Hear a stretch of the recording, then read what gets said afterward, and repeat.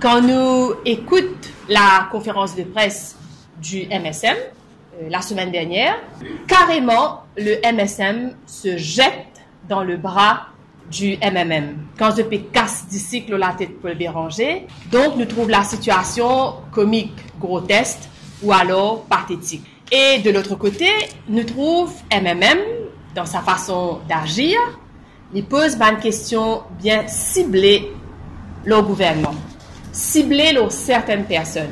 Une période de cause-causée qui nous bien habituée de la part de MMM. Et en même temps, nous trouvons que MMM agit plus comme un parti contre l'opposition. Donc, nous trouvons à quel niveau le MMM rabaisse pour lui faire plaisir au MSM. Pour le 1er mai, ce sera le dernier 1er mai, dernier meeting 1er mai avant les élections. Et il ne faut pas croire que nous besoin à nous dans les bras et nos autres partis pour pouvoir exister. Nous, à chaque fois qu'il pose un PNQ, nous trouvons qu'il y a un résultat concret qui sortit de sa PNQ là. Donc, moi, je peux venir dire, à déplaise à certains, qui n'ont pas fini de gagner un meilleur leader de l'opposition que Xavier Duval à l'île Maurice. Jessica Rosen. Tout à content déplore le fait, la façon, la légèreté avec laquelle le ministère ainsi que le comité prend cette affaire. Je tiens plutôt soutenir le présumé agresseur. Pour nous, c'est une façon déguisée pour faire un cover-up. Quand je dis à Jessica Rosen, mais concentre-toi sur l'autre sport, quand nous arrivons Maurice, nous allons guetter.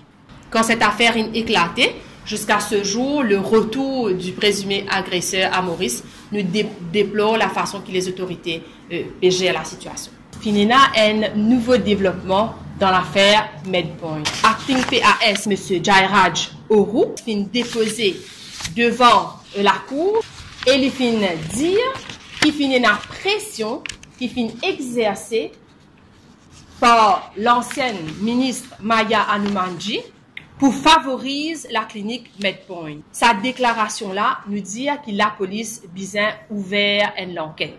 Ne pas croire dans l'indépendance de l'ICAC. Mais le gouvernement lui défend l'ICAC, bec et ongle.